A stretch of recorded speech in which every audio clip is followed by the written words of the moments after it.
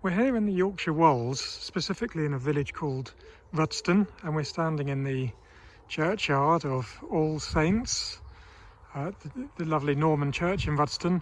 And we're here because of this thing. This is the Rudston Monolith, the largest standing stone in Britain, standing at something like 8 metres high. It's made from grey sandstone or grit stone, and was quarried from 10 miles away at Caton Bay. Now, Rudston is really interesting, not least because of this huge, great big standing stone, but also because there are 5 Cursus monuments here. These are Middle Neolithic monuments, and it seems to be part of a whole swathe of prehistoric monuments that exist along the Gypsy Race, the river along here. This is clearly once a very important area in the Neolithic period. Now, these big megaliths, these huge standing stones, are very well known, but actually very little is known of them.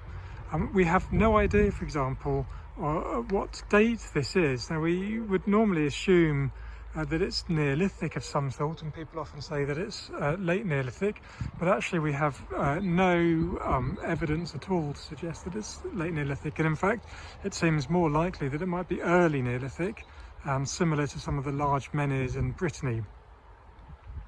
There's never been an excavation in modern times here, but it was excavated in the antiquarian period around the base, where they claim to have found a whole bunch of skulls. So here's another angle of the monolith, and you can see it's alongside this wonderful Norman church. And as I say, it stands close to the Gypsy Race, which was clearly an important river. It runs along the floor of the Great Wold Valley, and starts around Duggleby Howe, which is another fantastic Neolithic monument, a great big burial mound.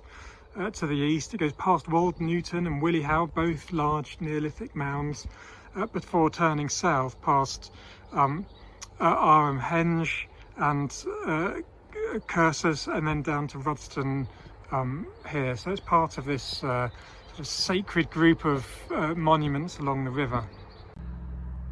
Now, what I find fascinating about this standing stone is its association with this church, or this church's association with this stone.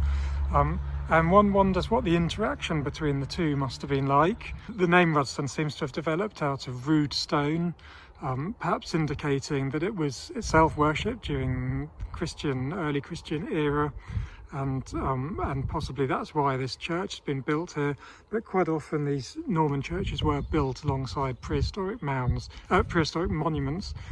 presumably as a way of stamping their authority on the pagan religion. I'll just walk up to the monolith so you get a full sense of its size. Here's a little plaque